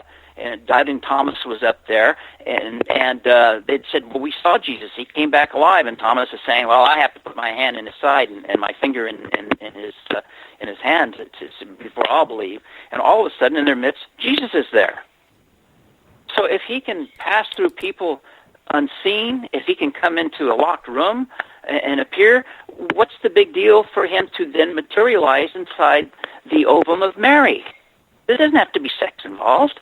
We're talking about God, something that's far higher than our mentality to understand or grasp. So, because I can't grasp it, does it mean it doesn't exist? I've seen too many miracles to know it does exist. Well, it's funny. I had, at one point, someone called in, he was an atheist, and trying to debate me, saying all of life's creation was just a chemical reaction. But here you're saying everything was created, the whole universe, by an accidental chemical reaction. Where did those chemicals come from? When you can tell me where they just existed. How did they just exist? Things do not just exist unless you agree that there is a God. And only God can just exist, and then everything else is from his creation. But an atheist cannot grasp that concept. But no, you could explain this chemical reacted with that chemical. Yeah. Where did the chemicals come from? When you could answer me that, then you could tell me that well, God they've not been able to reproduce the effort. You see, when Freud, when I'm having Alzheimer's effect right now. Evolution came out of Darwin. Okay. Right. Darwin said that the original life form was an anaerobic bacterium. This is a very minuscule type of creature. The problem is that in his time they didn't know about DNA. Now we know that DNA is equivalent. Just one DNA cell has the equivalent of take Encyclopedia Britannica and stack it up to the floor. They're pretty formidable, and multiply that by 3. So what we're saying is every letter came together, formed simple letters like the word A, it, is, yes, and it grew bigger to anti-establishmentarianism, and then they formed simple sentences into paragraphs, into concepts, into words, into how to build airplanes, the whole bit. All that's there, all contained in DNA. This just doesn't. It's I think a 1 followed by 90 zeros, which is beyond the mathematical probability of being able to have affected. But here's something else to consider too about animals and creation. We're supposed to say from the anaerobic bacterium, it evolved all the way up to us, a high form of intelligence, incredibly mobile, with digits on our hands, our arms, that we can create and build things that a lot of animals can't do, although I've seen birds and monkeys and other type of creatures that have some means of creating things and weaving nests like some birds can do. I mean, just incredible with what they have. But we're really on top of the heap. Okay. We see all these dogs. We see poodles. We see Great Danes. We see little Chihuahuas. We see all kinds of sizes and shapes and colors of dogs. And the same with cats too. But dogs are even more of a variety of shapes and things, like from the Chihuahua to the Great Dane. I mean, this is just incredible. Now, if you let them all run around in the same area for a while and interbreed, they'll come back to the original animal that they were. So God didn't necessarily make 50 breeds of animals. He made one that then eventually changed into these. Well, did they add information to become a Chihuahua to a Great Dane? No. Actually, they lost information. And that's the thing that really makes evolution kind of stumble, because you lose programming, and it just makes it so much more complicated, because and that's why when all the animals come back together and form the original canine that was there to begin with, they've put the gene pool back together. So genetic information is lost to create a Great Dane, and interbreeding and selective breeding. You accent the dominant gene to do that. I don't want to get complicated and put everybody to sleep. But that's what shoots down evolution, in my opinion. Oh, absolutely. And we have had such a blast with you, JP. We can go on for hours and hours. We're waiting for our next guest to call in. She should be calling in the next few minutes. But people can find your books and your information over at jpsloane.com. And as you know, I tell you this all the time, vast majority of people that listen to the show listen to the podcast, even though I've got a really full chat room in my studio. I've got a bunch of people in there. But if all they do is just look at the description while they're listening to our voices and click on the link, and it'll go directly to your website, and people can enjoy your stuff. Now, you've been in TV, radio, you're a doctor, you have done so many things. And one of the things I was thinking about when I was looking at your biography last night, one of my favorite people was Art Linkletter. And you did one of his shows. Oh, man, I actually lent to someone Kids Say the Darndest Things a number of years back, and I forgot who I lent it to. And now I'm going to have to see if I need to find that book again, because that is one of the books I can sit down besides the Bible and read 100 times over, because it'll always leave you laughing. But what was your impression of Art Linkletter? Yeah, Art was... Art, I loved him. I think he'd only been in Hollywood 3 years. This was his first break that he got. Of course, I was 5, so you don't really put things together. I was used to television and radio because my dad was in it and my mom was in it, and I was kind of raised on a radio and television set. And you can hear on my website, you can click on to the Art Linkletter thing. There was a little excerpt from our dialogue. And I thought, well, that's not funny. I said, Art asked me, what does my father do? I said, he works nights. And everybody starts laughing. I think, well, what's funny about that? And then I realized back in the 40s, that kind of sounded like he was either maybe a pimp or a burglar, and he had a radio show at night. But, kids, what do we know? So everybody's laughing, and then when I wanted to play house, I couldn't think of what to say, and the little girl next to me kept saying, house, house. So Art asked her, he says, what'd you say? She says, house. And I said, yeah, that's right, I like to play house. And he asked me, he says, well, who are you? What do you like to do? Oh, did we lose JP? I think we just lost JP, or you lost me. Can you hear me out there? Yeah, I think he dropped out. I think JP dropped out. I think he dropped out. Oh, what a shame. What a shame. Oh, man. Well, I got a funny story to tell, too, along the same line while we're waiting for our guest to call back in. Yeah, JP's number dropped off my screen. He dropped out. Oh, I'm going to have to call him later on tonight and just talk to him anyway, because he was asking what was going on with some other stuff. But this is a true story. My sister and I, our birthdays are only 2 weeks apart in June.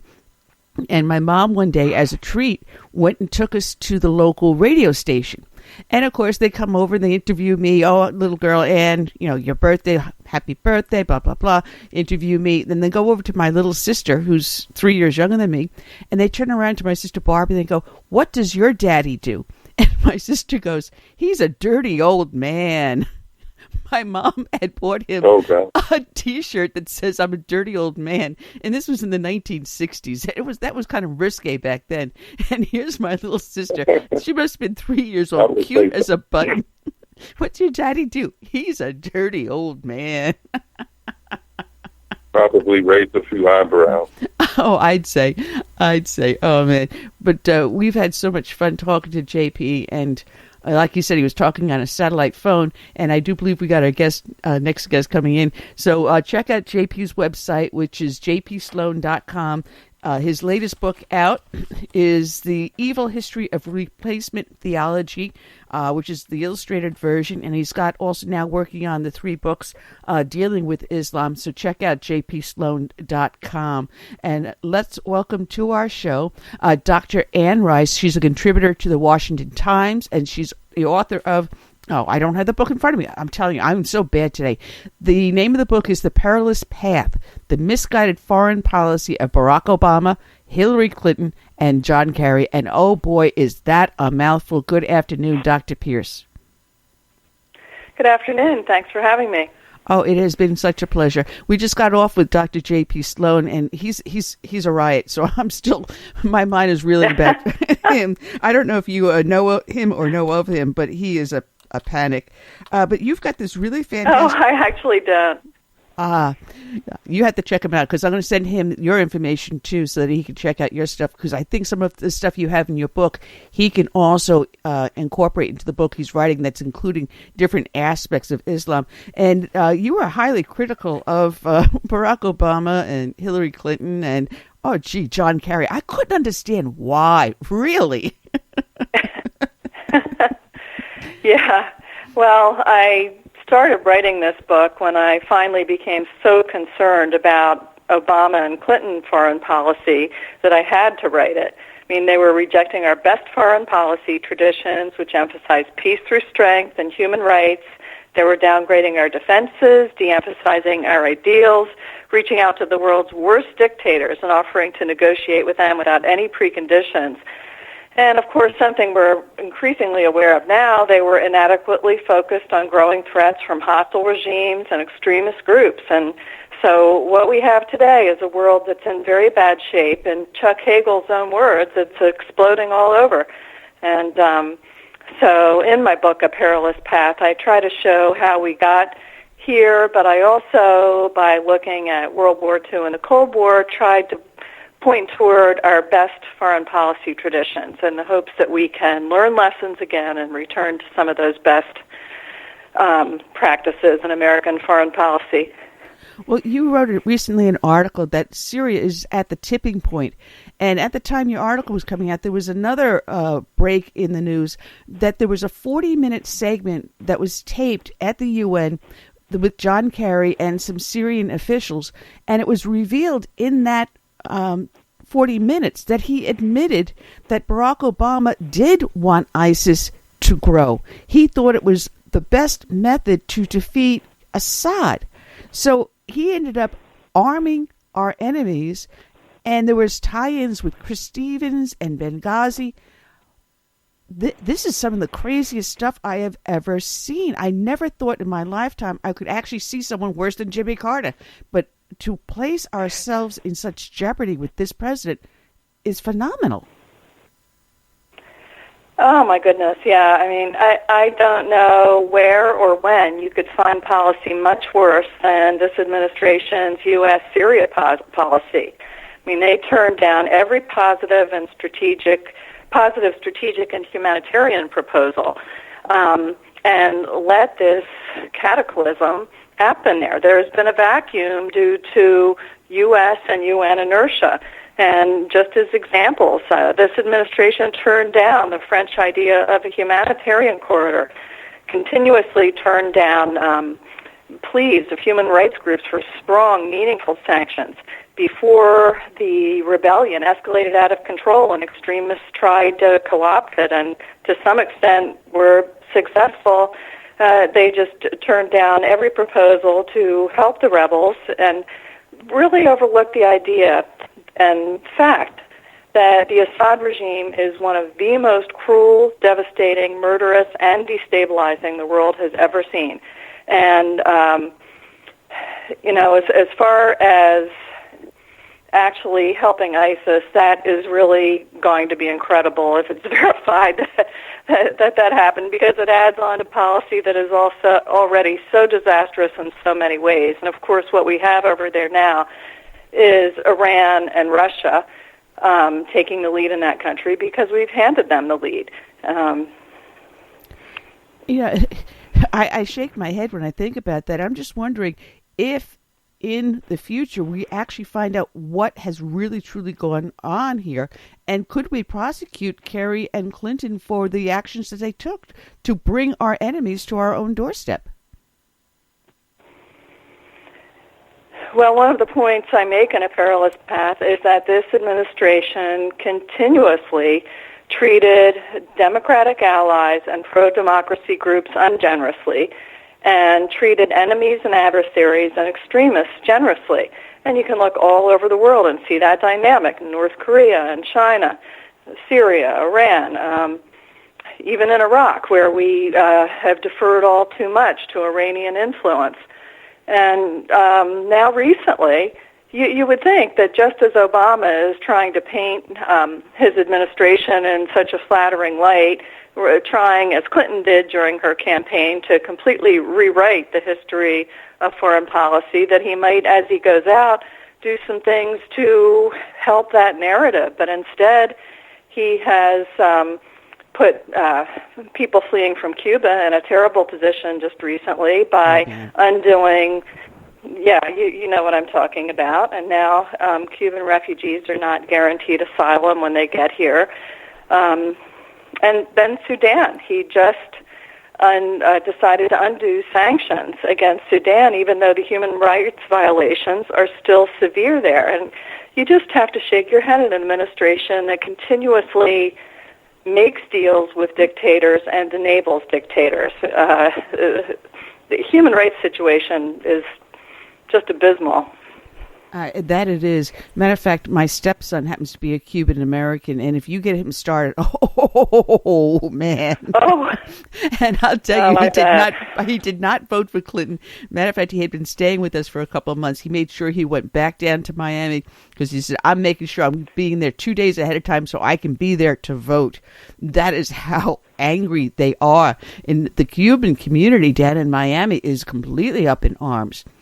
But to reverse these decades of policies we had with Cuba, where we said, hey, listen, you want to flee to democracy, you want to leave a communist nation, you want to leave an enemy of the United States and come to be part of our nation and become what is great to be an American. But the heck with you, we're going to turn around and send you back to be placed in jail, to be tortured, to be possibly even murdered, to have your families persecuted. No. We don't mind that they violate the human rights. We'll actually send you back to help them do it. Does that make sense?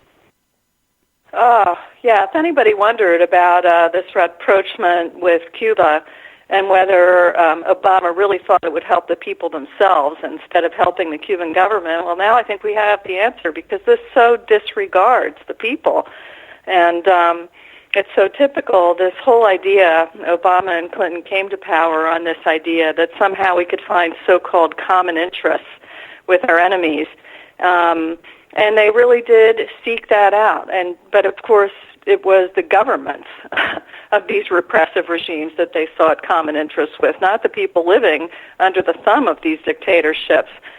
That's why I also make the point in my book that indirectly so, but you see it as I talk about Truman and Kennedy and other Democrats, that this party, this current Democratic Party, is so different from the party of Truman and Kennedy, who actually did take a stand for liberty and did think that the United States had to be not just strategically strong, but also morally strong. Of course, under Obama, Clinton, and Kerry, we've given up both of our advantages, both moral and strategic.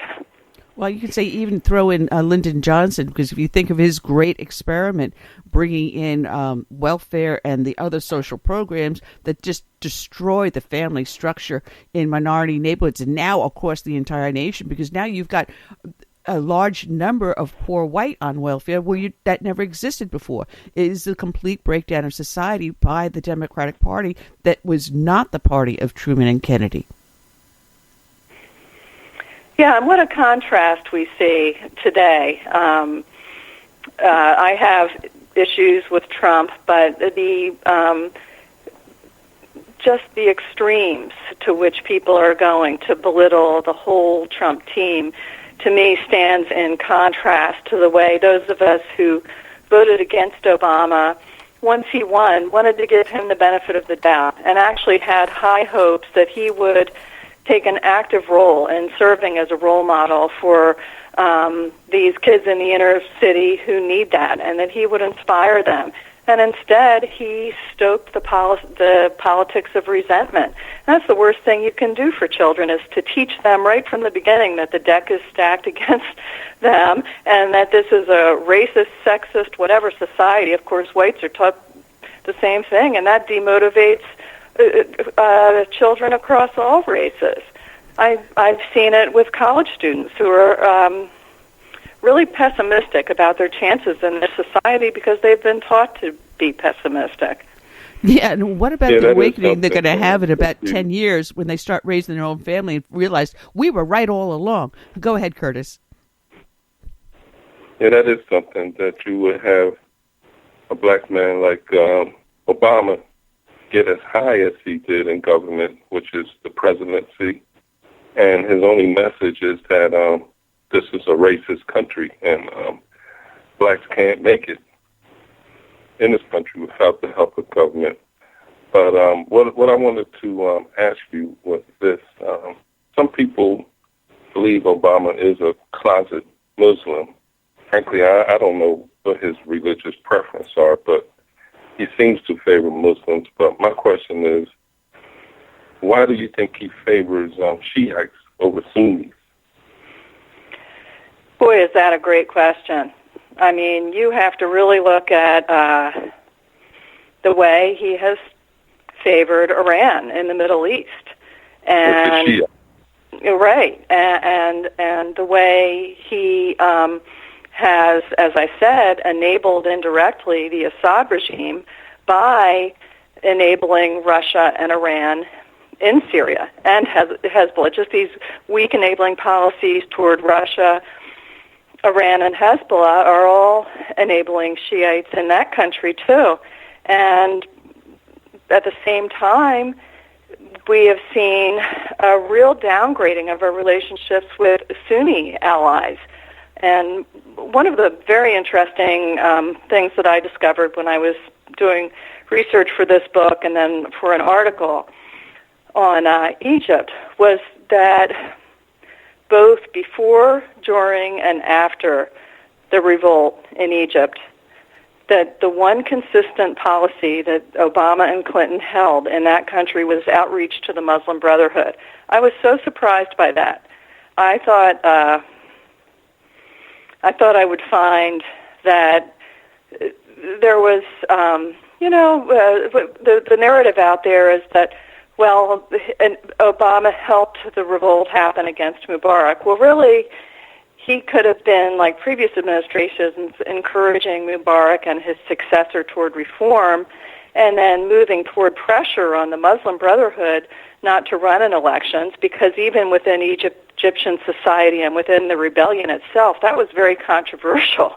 And instead what you had was the United States of America actually encouraging the Muslim Brotherhood to participate at the highest levels. So that was very strange. That's not the Sunni Shiite issue, but there have been so many puzzling activities by this administration in the Middle East. Well, it's funny because Justin Trudeau got out the largest number of Muslim votes. I think it was something like 80%.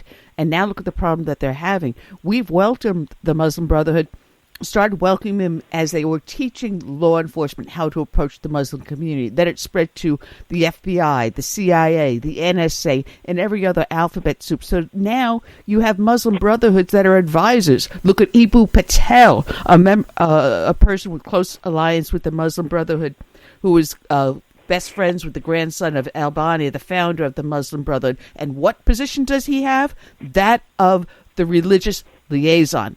I don't know if he liaisons to my religion, but definitely not. You have Valerie Jarrett, who happens to be a Shiite Iranian. That is the lead counsel to him. I call her the Black Widow in the center of the spider web, and I'm not meaning it as a racial. I'm talking about the actual Black Widow that eats all its mates around it. You know, you can look at this and then wonder what his alliance is. You have Uma Abedin. Oh, yes. Correct, yeah. But I've got. And I have to say that I would assume that you are exaggerating. If I hadn't looked into it myself, I would assume that. I would think, how can that be? But when I looked into these appointees, that in the Obama administration early on, there was often that common thread of really not just a positive view toward the activism of groups like the Muslim Brotherhood, but also, as you said, there was this active attempt to give those groups some sort of say in our security policies. of course, vetted and all that sort of thing first, but I was surprised by the extent to which that mentality did play a part in who was appointed to be part of their team and the foreign policy team in general. If you look at their foreign policy team, what I found was that to varying degrees, all the members of that team believed that the United States had recently and often in history overstepped its reach, placed too much emphasis on its own democratic principles and way of life, had failed to appreciate and accommodate other cultures and political systems, and had poured too much money and effort into military alliances and defense. So that was why you often heard that word arrogant. That was their view, that the United States was an arrogant power.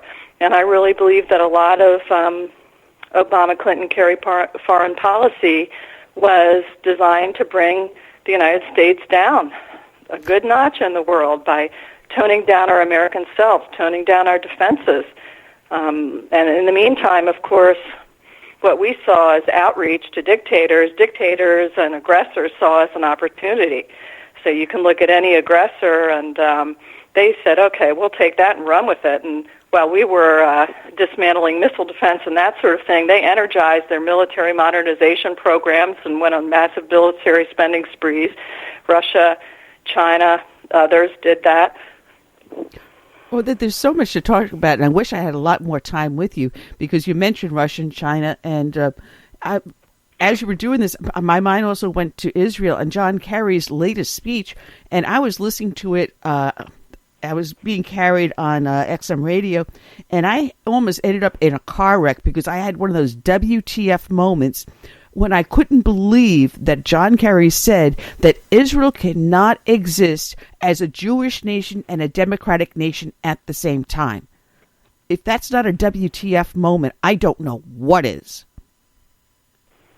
I agree with you. I did not listen to the speech live, but I read the entire transcript, and I was reading a lot of it, and having studied Obama, Clinton, Kerry foreign policy, I was appalled by it, but not really too surprised because this has been their attitude toward Israel from the beginning. And then I got to that line, and I thought, I do not believe it. He actually said that.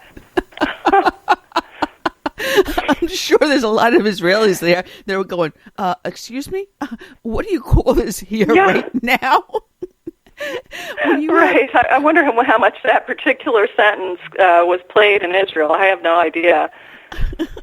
Especially when Israel gives the same exact rights and freedoms to not just to Jews, but to Muslims and to Christians also living within Israel. They have them participate in government. They give them the right to fully vote. They give them the right to serve side by side in the military. So what more democratic of a nation can you ask that is founded on Judeo-moral principles and law?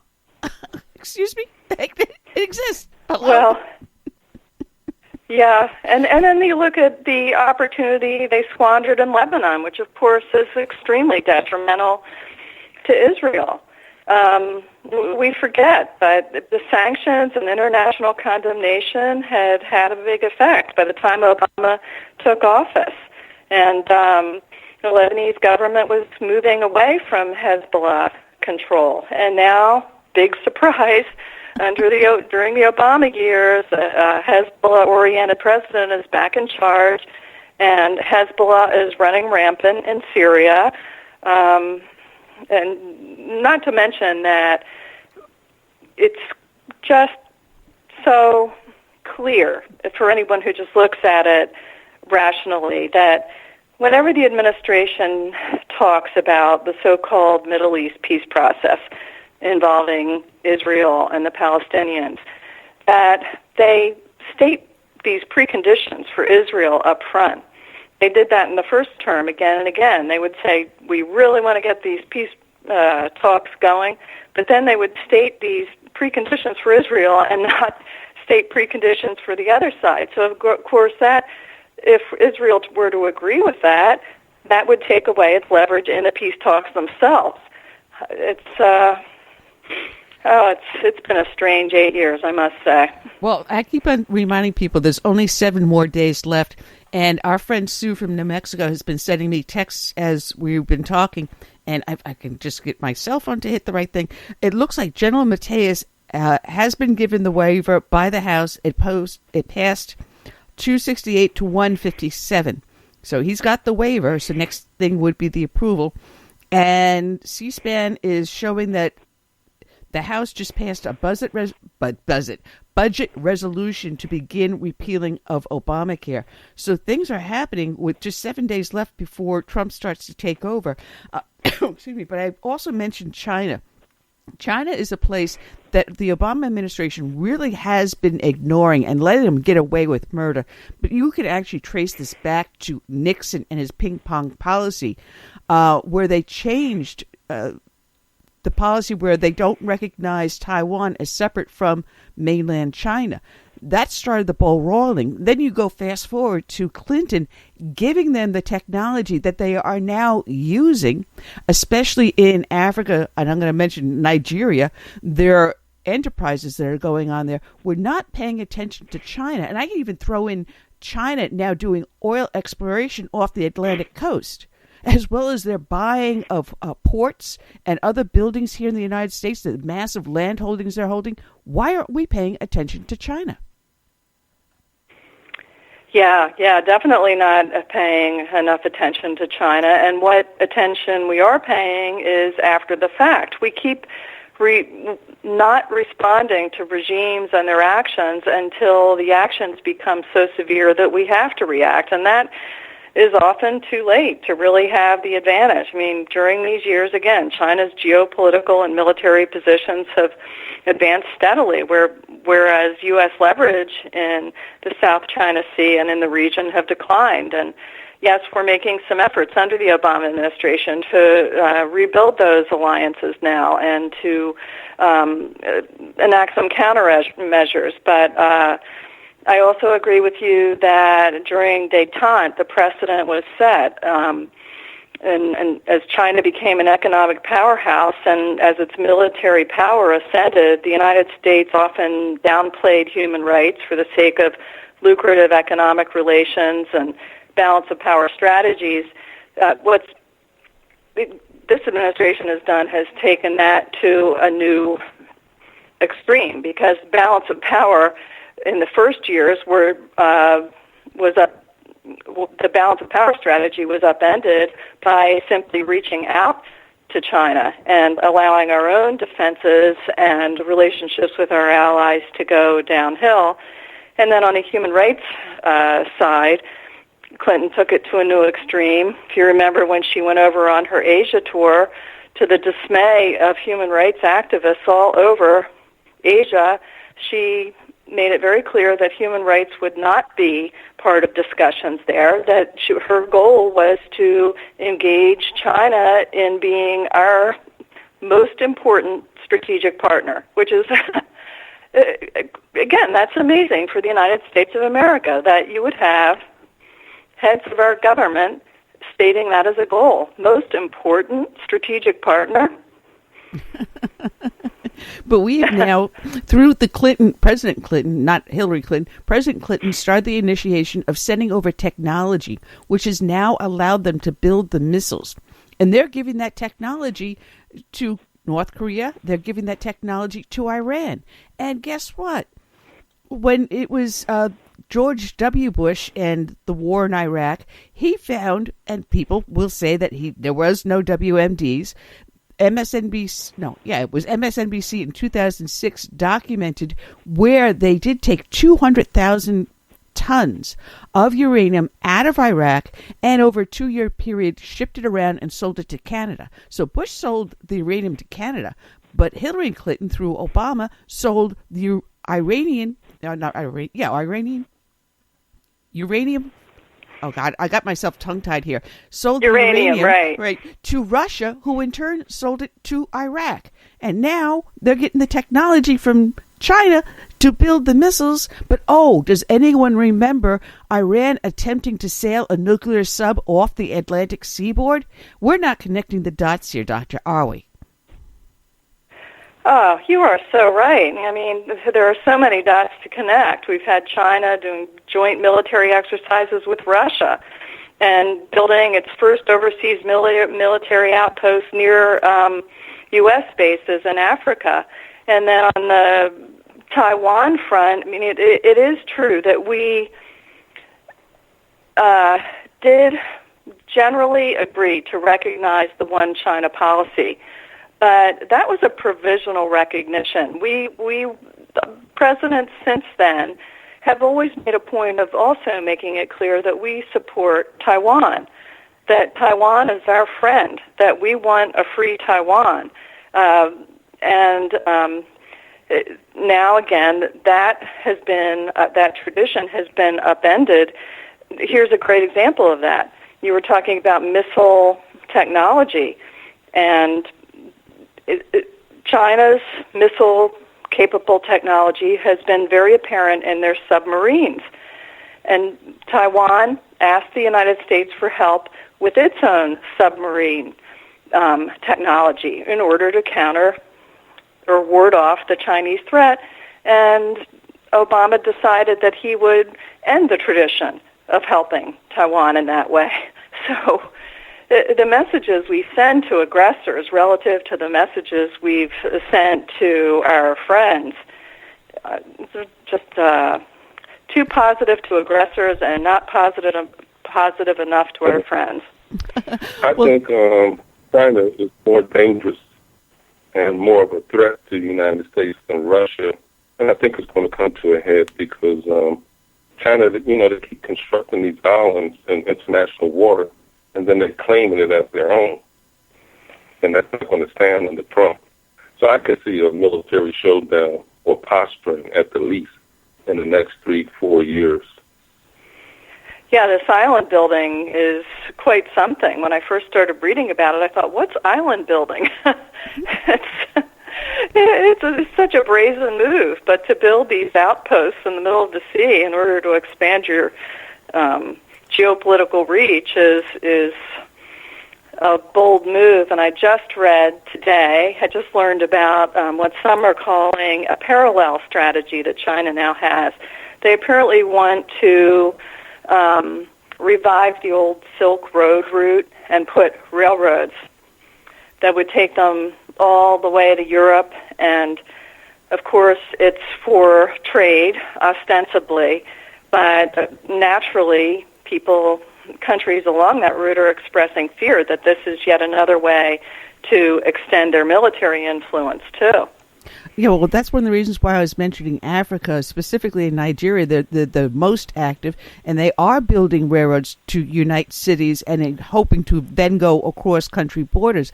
And China, it's not free enterprise going there, even though there are private citizens going in doing small businesses. It is government-owned enterprises that are going in there.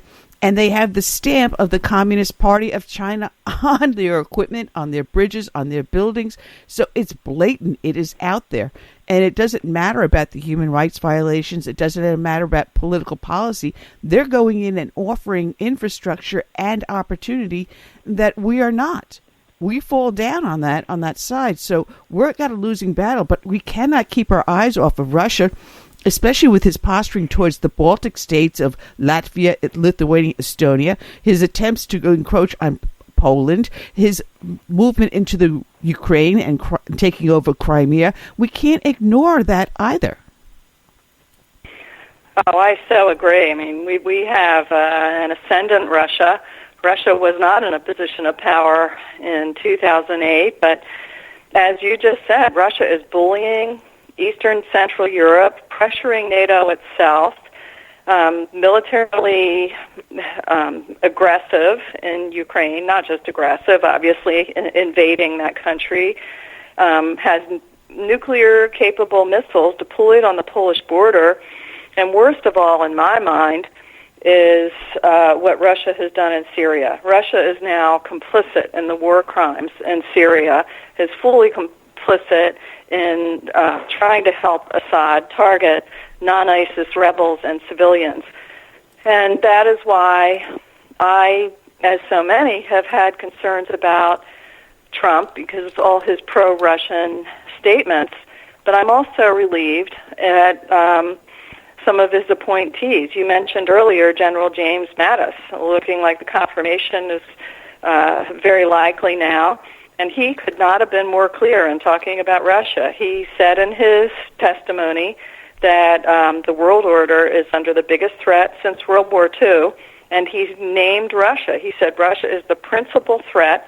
He also said Russia is trying to break the NATO alliance, and I found that very encouraging, especially in combination with a couple different statements that came out of the Trump team today saying that Trump did not want clones in his administration, that he wanted to listen to people and to even form his policies and ideas in consultation with these experts, these nominees. So I'm cautiously optimistic because, as I said, Obama, Clinton, and Kerry treated enemies and adversaries generously, treated Democratic allies and pro-democracy groups ungenerously, and they allowed our defenses and our defensive alliances to deteriorate. Well, we know Trump is going to build back up our defenses.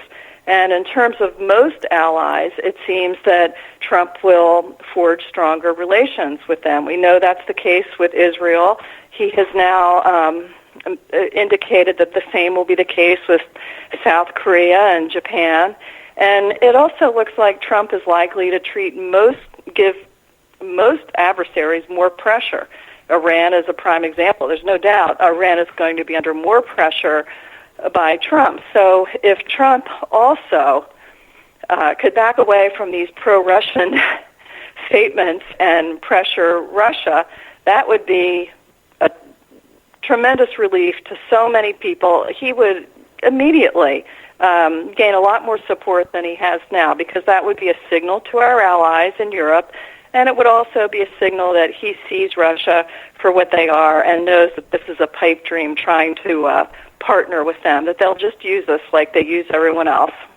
Well, we'll see what happens. Like I said, we got 7 days left before we have this gentleman leave the White House, and I'm doing that very politely, before we have President-elect Trump to become president. So I'm going to be down there in D.C. I'm going to be watching the inauguration. I'm going to be right there. I got my tickets yesterday, hot in hand. Everything's all set and going, so we're going. But Ann, I want to thank you for joining us. I wish we had so much more time. There was so much more to talk about. I only went through about 1/3 of my notes in just a few minutes we were here.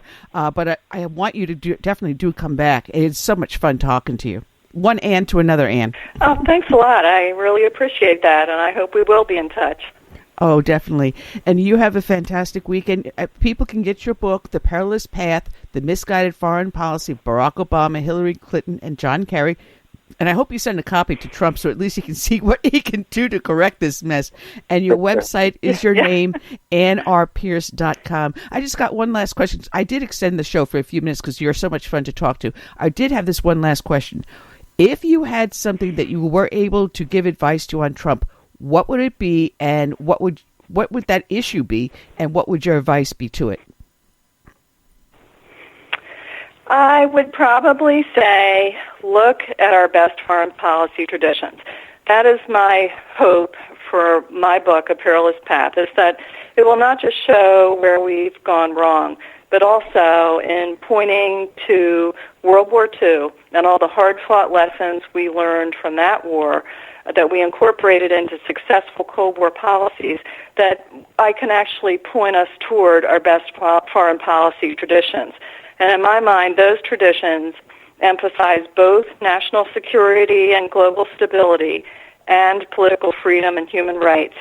And so the big picture is essential before you start dealing with individual nations. But if you just look at our best, what I consider the best foreign policy presidents, from Harry Truman to Ronald Reagan, they took that approach. They did not sacrifice the one for the other. It was always national security and global stability and political freedom and human rights that they were trying to advocate for and promote around the world. Oh, in other words, you're going to tell them, read my book. Yeah, well, that would be great. Well, Dr. Pierce, it has been so much fun speaking with you, and my co-host, who normally he's down in Florida. I'm here in South Carolina. When he has sat in the studio with me, knows I work off of just a little scratch pad. I'll have like a one or two sentence or maybe 2 or 3 code words. So everything I've been talking to has been coming off the top of my head. So I read your book and I enjoyed it. Well, good. And you have me going to look more into a couple things, including Nigeria. I just don't know enough about Nigeria, and I'm going to, based on what you said about China's activities there, I'm going to go look it up. Well, I'll tell you, call our guest, our friend Gordon Chang, because we had a lot of good discussions. I know. I'm familiar with his work. Yeah. Well, yeah. Aunt, you have a great weekend, and we enjoyed having you, and you will be a guest again. I'm telling you that for sure. Okay. Thanks a lot. All right. Bye-bye. Take care. We did extend the show just for a few seconds because I did not want to let her go. I had so many other questions I really did want to ask her. I do want to have her on more than just a little half hour. But we're going to be back here on Tuesday with your friend, George Farrell. Right now, he's the only one I got lined up. We were supposed to have Rodney Lee Conover come back on, but last second he sent an oops text message. He's going to be in Las Vegas performing at the time we're going to be on the radio, so that's not going to happen. Right. Curtis, you and Kel are going to do an election day, inauguration day special on the 20th. I'm going to see what I can help line up for you, see if I can get you like a round table or something we can do with that. I will try to call in if I'm able to, because I don't know exactly where I'll be or what we'll be doing. I only got the tickets yesterday, so I don't have the full schedule of everything going on. I know the ceremony's at 11:30 in the morning, and I do know that my congressman is having a reception at the Rayburn building, so I know that I'm going to be going to that after the inauguration. And then after that, I don't know what we're going to be doing or where we're going to be. But we also have Cody Wilson. Do you know exactly what the inauguration is? Do you know the time? I believe it's 11:30. In the morning? Yes, 11:30 in the morning. And then the following week, we have a guy who wrote a book about doing those printable guns off of the printing machines. His name is Cody Wilson. And I'm trying to see if I can get Larry Pratt to join us, have Cody on the first half, and then Larry Pratt of Gun Owners of America on the second. I'm trying to work that out.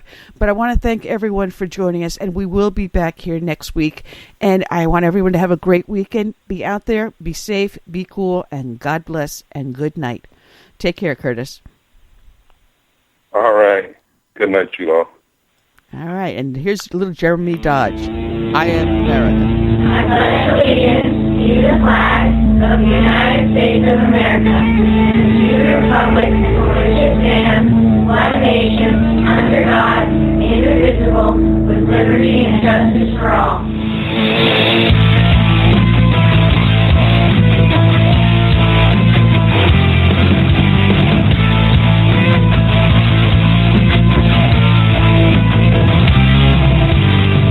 Don't label us left or right. I'm American. Not looking for a war, but we came to fight. I'm American. Somebody's gotta stand up. Somebody's gotta do what's right. We're rising 'cause we're big.